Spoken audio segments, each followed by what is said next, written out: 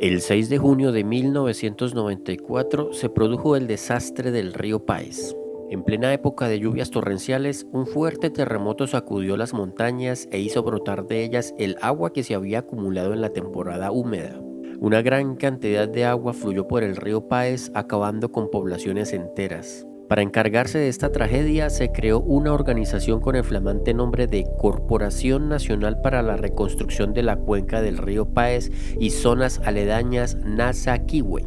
Han pasado casi 30 años de la tragedia y la entidad aún aparece en el presupuesto general de la nación con una partida de $5.1 millones anuales y, como es apenas obvio, con orgullo muestran que no han terminado de reconstruir la zona afectada y parece que les tomará más tiempo y presupuesto.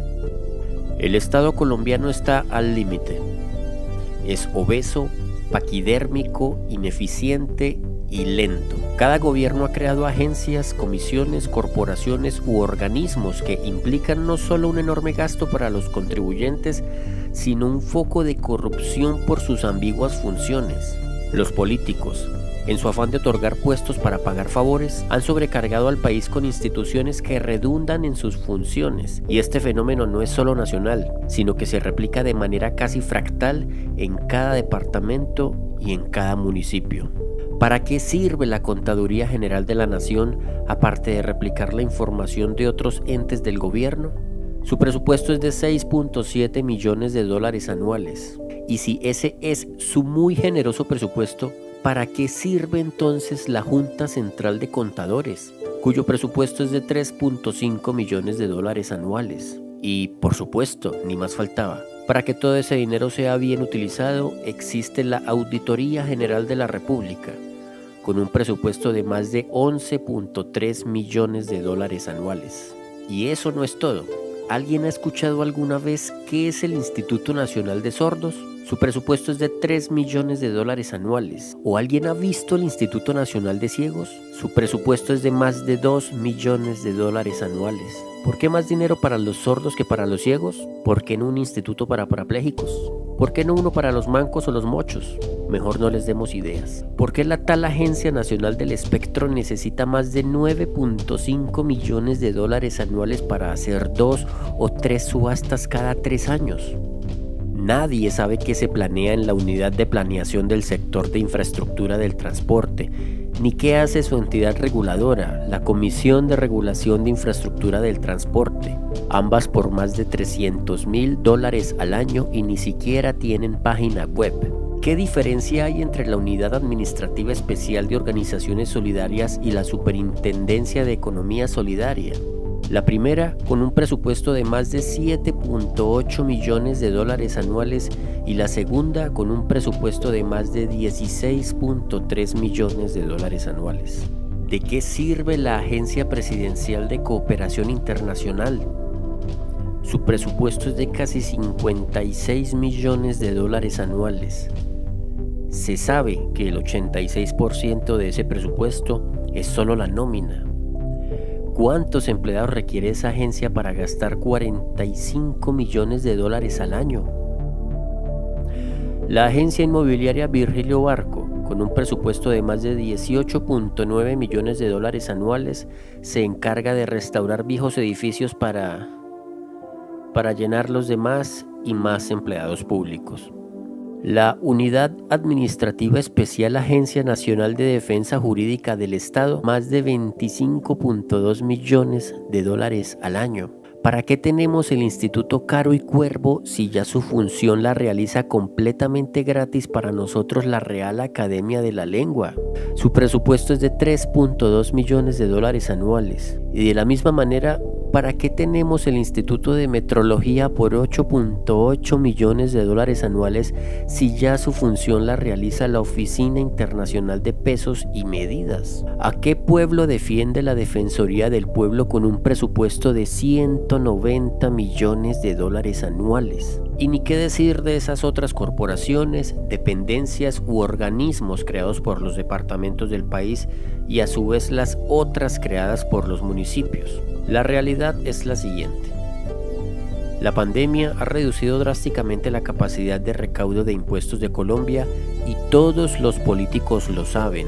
Todos saben que el problema se soluciona si se eliminan muchos de esos organismos inútiles. El dilema es que ninguno de ellos quiere eliminar puestos que fueron creados para pagar favores políticos. El dilema es que habría que despedir a miles de personas que, gústenos o no, hacen un trabajo que el país no necesita.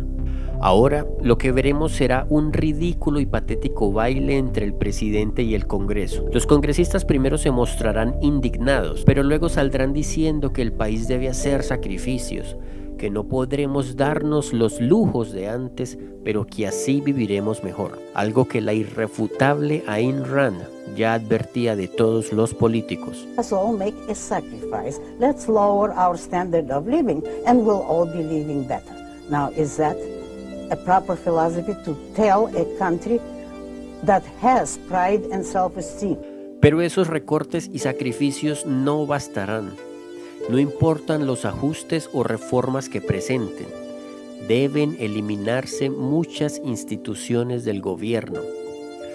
Puede que aparezca alguien a decirme que entonces ¿quién se encargará de la memoria histórica o de la recuperación del patrimonio o de los patrones y medidas?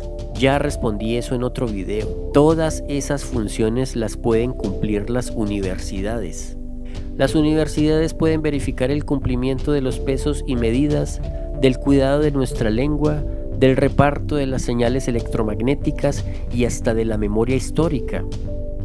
Y quiero que entiendan algo importante, no es que el pueblo colombiano sea un sumidero de pobreza. Los colombianos son grandes generadores de riqueza. Por ejemplo, no hay escasez de alimentos ni productos, no hace falta ropa, ni leche, ni huevos. Simplemente que el Estado, o sea, el gobierno, las instituciones y todos sus organismos son tan pesados que es matemáticamente imposible que el pueblo colombiano pueda seguir sosteniéndolo. Y ellos, los políticos, se niegan a aceptar que simplemente no hay plata. Pero la realidad es inescapable y cuando las cuentas no empiecen a ajustar, cuando el dinero empiece a faltar en sus instituciones, la realidad obligará al gobierno nuevamente a decidir qué hacer. Por un lado tenemos a los izquierdistas como Samper o Petro proponiendo imprimir billetes para solucionar la falta de efectivo. Por el otro tenemos al centro y a la derecha proponiendo reformas imposibles de cumplir, por lo que en ambos casos parece que el gobierno deberá imprimir dinero para completar el faltante y, como ya sabemos, esto generará inflación y por ende menos recaudo de impuestos, lo que los obligará a hacer más y más reformas. Sea quien sea la persona que gane las elecciones presidenciales del año 2022, debe ser una persona consciente de que debe reducirse el tamaño del Estado sin anestesia alguna, y los colombianos deben ser lo suficientemente honestos como para no permitir que los miles de despidos que produzca la desaparición de los organismos inútiles no sean usados como bandera política de algún populista. Puede sonar duro, lo sé, pero son personas a las que ya el pueblo no necesita ni tiene con qué pagarles un salario en un momento cuya única salida es la disminución de impuestos para impulsar la industria. Muchos querían un cambio en el país. Acá está y es irreversible. No importa si protestas o no. No podemos luchar contra una realidad matemática ni pretender cambiarla. Es la realidad la que nos obligará a cambiar.